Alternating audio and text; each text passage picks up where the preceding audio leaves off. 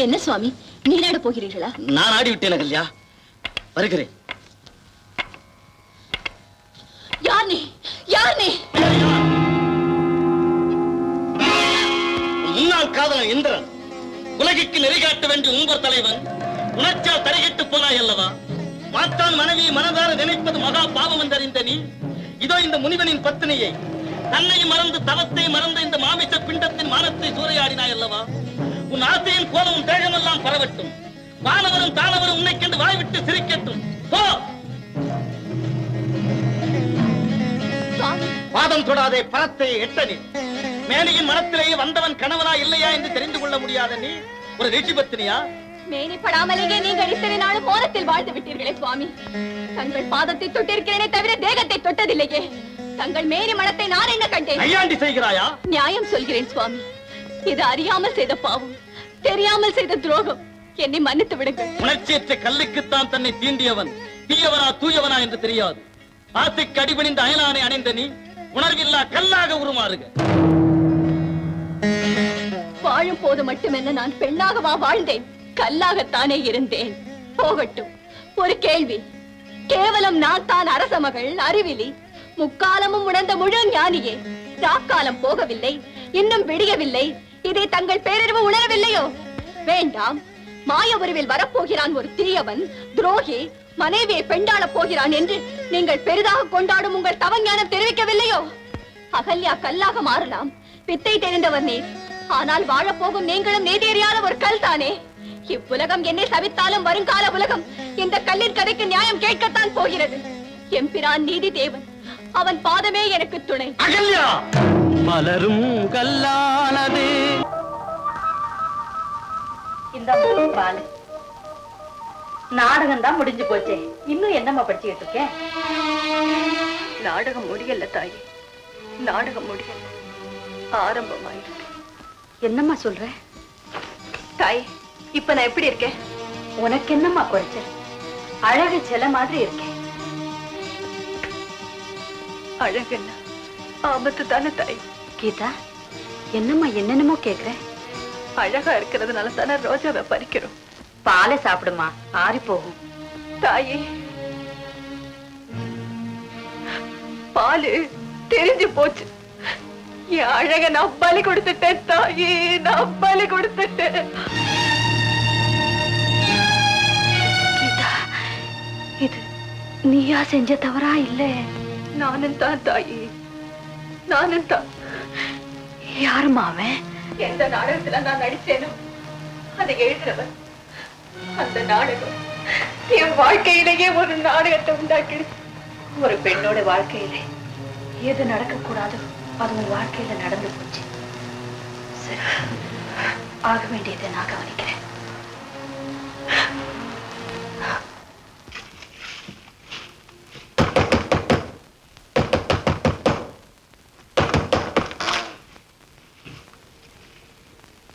தம்பி பேர் தானே சந்திரநாத்? ஆமா, உள்ள வாங்க. பரவாயில்லை, நான் கீதாவோட வளர்ப்பு தாய். ஓ, நீங்க என்ன பேச வந்திருக்கீங்கன்னு எனக்கு தெரியும். மன்னிக்க முடியாத பெரிய தவறு நடந்து போச்சு. ஆனா கீதாவை நான் கைவிட மாட்டேன். பெரியவங்க சம்மதிச்சீங்கன்னா நான் அவளை கல்யாணம் பண்ணிக்கிறேன். அதேதான்ப்பா நானும் சொல்ல வந்தேன். குழந்தையோட மானமும் குடும்ப கௌரவம் உன் கையில தான்ப்பா இருக்கு. இன்னைக்கே கீதாவோட அப்பாவை சந்திச்சு பேசுறேன். என் மகளை நீ கல்யாணம் பண்ணிக்க விரும்புறியா? ஆமா. என்ன வேலை பார்க்க? நான் எழுத்தாளர். ஓ, இந்த கிறுக்கிற தொழில உனக்கு என்ன வருமானம் கிடைக்கும்? அதிகமா இல்லைனாலும் அளவா கிடைக்கும். 5-10 இல்ல 100-200? அது அதிர்ஷ்டத்தை பொறுத்தது சார். அப்போ வாழ்க்கையில நீ அதிர்ஷ்டத்தை நம்பித்தான் பிழைக்கணும் இல்லையா? என் பங்களாவை நீ பாக்குற பர்னிச்சர், செவுத்துல மாட்டப்பட்டிருக்கிற சித்திரங்கள், சிலைகள், நீ நிக்கிற அந்த கம்பளம், இதுல ஏதாவது கொண்டு உன் வீட்டுல உண்டா? நீங்க சொல்றது எனக்கு புரியுது. ஆனா இதெல்லாம் எனக்கு தேவையில்லை. கீதாவுக்கு தேவை. வெள்ளி கிண்ணத்துல நிலாச்சோறு சாப்பிட்ட குழந்தை, பெருந்தரையில அவ கால் நடந்தது. ஆமா, உன் ரூமில ஏர் கண்டிஷன் உண்டா?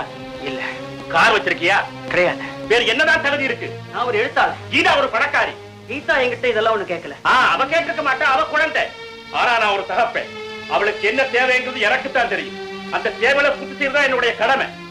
ஆமா, வீட்டுல பெரியவங்க யாராவது இருக்காங்களா? யாரும் இல்ல. என்ன பெத்தவங்க இறந்துட்டாங்க. அவங்க ஆசீர்வாதத்தை தான் கொடுத்துட்டு போனாங்களே தவிர ஆஸ்தி வைக்கல. அனாதே, ஆதரவு யாருமே கிடையாது. சமூகத்துல ஒரு அந்தஸ்தும் இல்ல. அடுத்த வேளை சாப்பாட்டுக்கு அதிர்ஷ்டத்தை நம்பணும். அஸ்திவாரமே இல்ல. ஆனா ஆசையில கோட்டை கட்டிட்டேன். நான் ஒரு லிட்ரேச்சர் எம்ஏ. எழுத்தாளர் நான் பிழைக்க முடியாட்டாலும் எங்கேயாவது வேலை செஞ்சு கீதாவை என்னால காப்பாற்ற முடியும் சார். உன் உறுதி அழகாத்தான் இருக்கு. உத்தியோகத்துல சேர்ந்துட்டு நான் சொன்ன தகுதிகள் அத்தனை உனக்கு வந்த பிற்பாடு என்ன வந்து பாரு. நீ போகலாம். ஏன் நிக்கிற? கதவு திறந்திருக்குப்பா.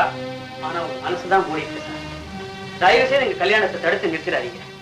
நீங்க எத்தனை நேரம் பேசின குடும்ப கௌரவம், சமூக அந்தஸ்து இதெல்லாம் நிலைச்சிருக்கணும்னா கீதாவை எனக்கு கொடுக்கறதா நியாயம். மிரட்டுறியா?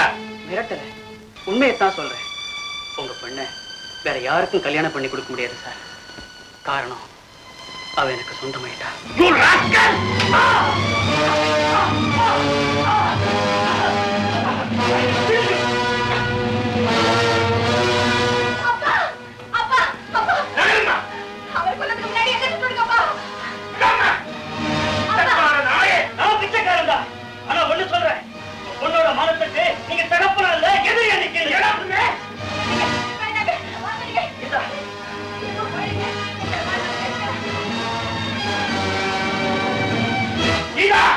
அவன் சொல்லுவதெல்லாம் உண்மையா?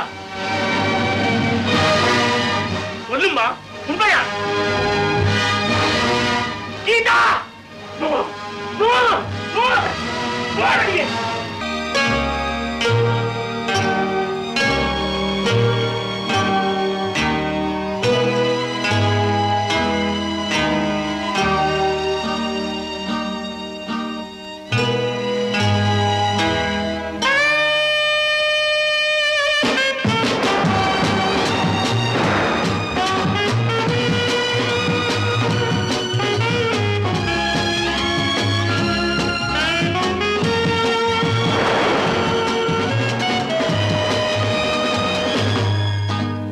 இளமையின் வேட்கை அவளை ஒரு இடத்திலும் உட்கார விடாமல் இங்கும் அங்கும் அலையச் செய்தது. பருவம் தந்த பசியில் அவள் பரிதவித்தாள். கட்டிலில் தொங்கிய பூச்சரங்களின் மனம் அவள் ஆசையை மேலும் தூண்டிவிட்டது.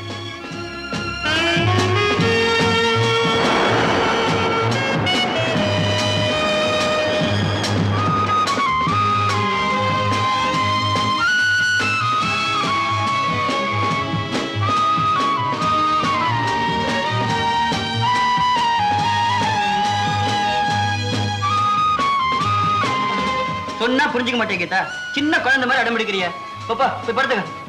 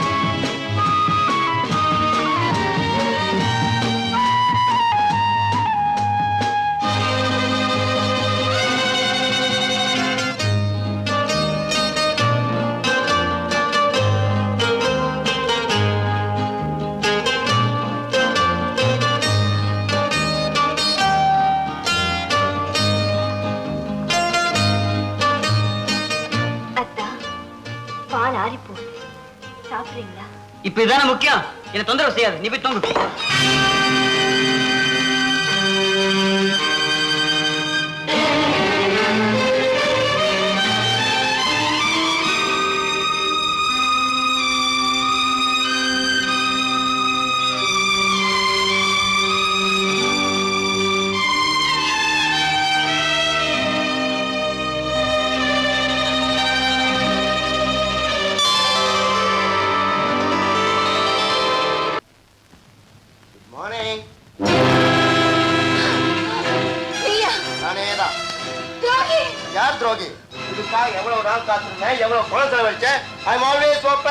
அன்பு வந்துருச்சுன்னா யார் பெட்ரூம் குள்ளி நுழைவேன்னு ஆரம்பத்திலேயே சொல்லிருக்கானே. போ வெளியே.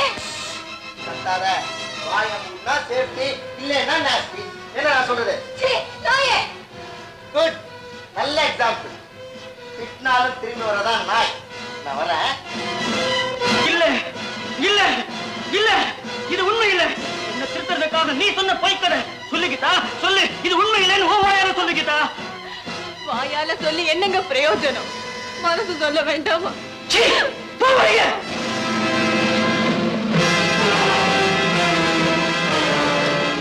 பணம் பணம் பணம், நகை அந்தஸ்து.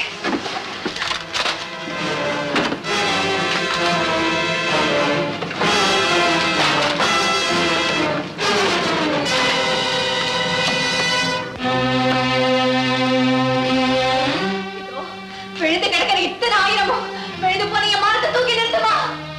ஆயிரமா பணம் கொடுக்கறான் என் உயர் நண்பன், வழிகாட்ட தெய்வம். அவன் கூட ஆட்டா என்னன்னு கேட்டு கேவலம் இந்த அச்சடிச்ச காகிதத்துக்காக என்ன எச்சிலே ஆக்கிட்டீங்களே. நாகரிகம், அந்தஸ்து, சீ, இதெல்லாம் சொல்லி காட்டி என்ன என்னமோ சமூகத்துல ஒசத்து விடுற மாதிரி குடிக்க சொல்லி ரொம்ப கீழே, ரொம்ப ரொம்ப கீழே என்ன இறக்கி விட்டுட்டீங்களே. போதுமா பணம், போதுமா பகட்டு, போதுமா படாடாமோ, போதுமா அந்தஸ்து, போதுமா நாகரிகம். எழுதுனீங்களே சாக்கடை இலக்கியம், அதோட கதாநாயகி அவதான்டா. கவர்ச்சி எழுத்தாளரோட அற்புத கற்பனை. இன்னும் காசு வேணுமா, கார் வேணுமா, லட்ச லட்சமா பணம் வேணுமா? இந்த பெணத்தை வேற பேசுங்க. சாக்கடையில விழுந்ததுக்கு அப்புறம் எதுக்குங்க மானம் கற்பு? ஏன் நிக்கிறீங்க? சம்சாரம் எதுக்கு? வாங்க தண்ணிக்கு போங்க. ஆனந்த்,